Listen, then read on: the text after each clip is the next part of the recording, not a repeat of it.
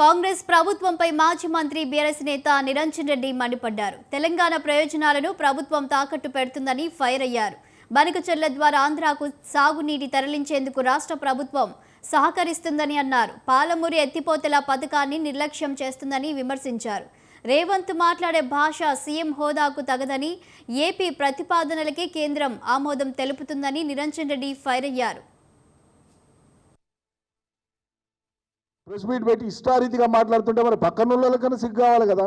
ఈ పక్కకు ఉన్న వాళ్ళు ఇద్దరు సంస్కారం గురించి, మంచితనం గురించి, ఏదో సఫిస్టికేటెడ్ విషయాల గురించి మాట్లాడతారు. ఈ పక్కల ఉత్తమ్ కుమార్ రెడ్డి, ఇంకో పక్కన ఇంకో ఆయన ఎమ్మెల్యే. మరి ఏమైంది, మీ ముఖ్యమంత్రి గారు అట్లా మాట్లాడుతుంటే వారించడానికి కూడా చేత కదా, సర్ది చెప్పడానికి కూడా రాదా? అట్లా మాట్లాడడం పద్ధతి కాదు, భావ్యం కాదు అనడానికి లేదా? ఇప్పుడు అర్జెంటుగా పాలమూరు రంగారెడ్డికి నీటి కేటాయింపులు జరిగి తీరాలనేటువంటిది ప్రభుత్వానికి ఎక్కిన మొదటి రోజు చేయాలి. వాళ్ళు నిజంగా రేవంత్ రెడ్డి పాలమూరు బిడ్డ అయితే సర్కారులోకి వచ్చిన మొదటి లేఖ ఆయన రాయవలసింది ఏది? మేము గోసపడిన వాళ్ళము. ఏది ఏమైనా ఈ ప్రాజెక్టు ఈ రూపానికి వచ్చింది, ఇక్కడ దాకా వచ్చింది, దీనికి కేటాయింపులు అంటూ చేస్తే ఇది చట్టబద్ధం అయిపోతుంది, అర్జెంటుగా ఇది చేయండి అని లేఖ రాసి ఉండాల్సిందే రేవంత్ రెడ్డి. ఎందుకు రాలేదు మరి?